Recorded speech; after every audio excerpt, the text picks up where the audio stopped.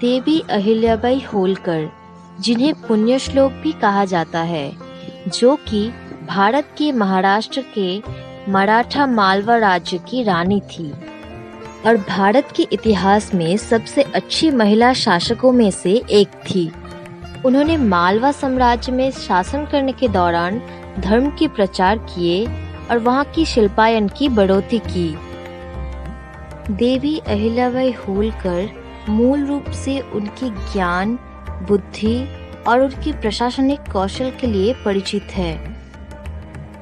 कैसे उन्होंने अपने ज्ञान और बुद्धि से मालवा साम्राज्य को संभाला, आज हम हमारे इस वीडियो में जानेंगे। वीडियो को अंत तक जरूर देखिए और अगर आप हमारे चैनल पर नए हैं तो चैनल को सब्सक्राइब कीजिए और प्रेस कीजिए बेल आइकन को, ताकि हमारा कोई भी वीडियो आपसे मिस ना हो सके। महारानी अहिल्याबाई की जन्म 31 मई 1725 में महाराष्ट्र के अहमदनगर जिले में एक छोटी सी गांव चंडी में हुआ था। उनके पिताजी उसी गांव के मुखिया थे, जिनका नाम था मंकोजी शिंदे। उस समय महिलाओं को स्कूल जाने की इजाजत नहीं थी, इसीलिए उनके पिताजी ने खुद ही उन्हें शिक्षा दी और लिखना और पढ़ना सिखाया। इतिहास के मंच पे रानी अहिल्याबाई की प्रवेश कुछ इस तरह से हुआ। एक दिन मराठा पेशवा बाजीराव प्रथम और मलवा क्षेत्र के स्वामी मल्हरराव होलकर पुणे के रास्ते से आ रहे थे और चंडी गांव में रुके थे। उन्होंने गांव के मंदिर में 8 वर्ष की अहिल्याबाई को पूजा करते हुए देखा और मल्हरराव होलकर को उस 8 वर्ष की अहिल्याबाई अपने पुत्र खंडेराव के बहू के रूप में बहुत पसंद आया। इसके बाद उन्होंने अहिल्याबाई को होलकर क्षेत्र में लाया और 1733 में खंडेराव होलकर से अहिल्याबाई की शादी हो गई।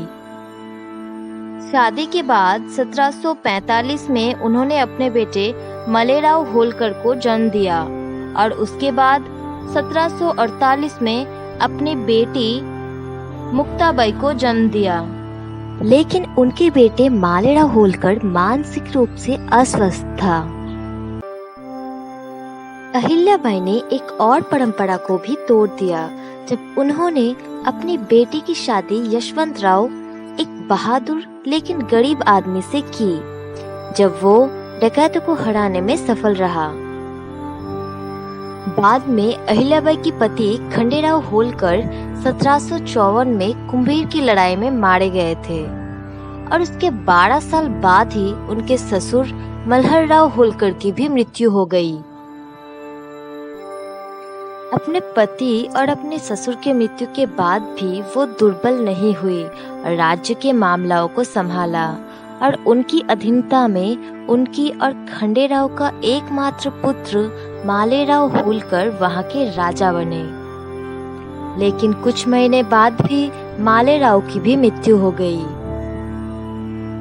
पहले से ही प्रशिक्षित अहिल्याबाई ने अपने पुत्र की मृत्यु के बाद भी खुद ही राज्य को संभालने का ठान लिया और इंदौर की शासक बन गई। लेकिन मालवा में कुछ लोगों ने उनकी इस शासन की धारणा पर आपत्ति जताई, लेकिन होलकर की सेना ने उनके नेतृत्व का समर्थन किया और उन्हें अपने रानी के रूप में स्वीकार कर लिया। तब मालवा की गद्दी को खाली देखकर और एक महिला शासक को कमजोर समझकर राघोबा ने, यानी कि बाजीराव प्रथम के पुत्र रघुनाथ राव ने मालवा पर आक्रमण करने का सोचा और अपनी सेना लेकर शिप्रा नदी के किनारे पहुंचते हैं। तब महारानी अहिल्याबाई भी अपनी सेना लेकर नदी के दूसरे किनारे पहुंचते हैं और राघोबा को खत लिखते हैं।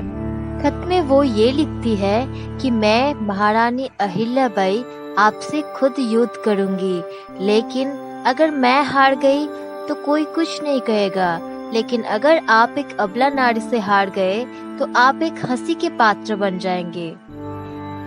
उस खत को पढ़ते ही राघोबा ने सोचा कि सच में उनकी इज्जत दांव पे लगी है।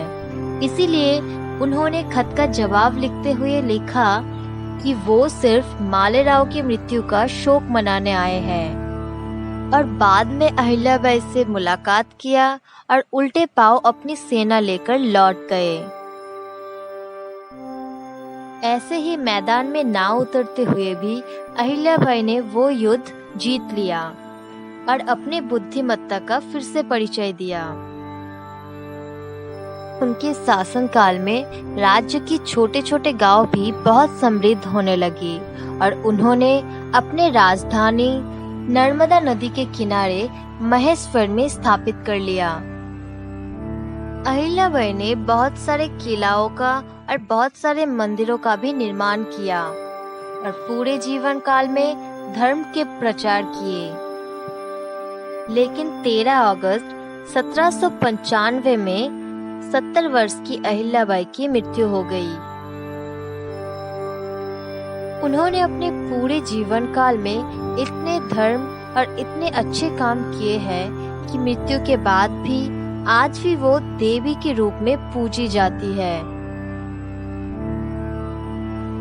तो दोस्तों, ये रही अहिल्याबाई की जीवन कथा।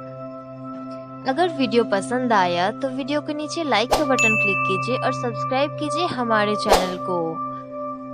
मिलते हैं अगली वीडियो में। धन्यवाद।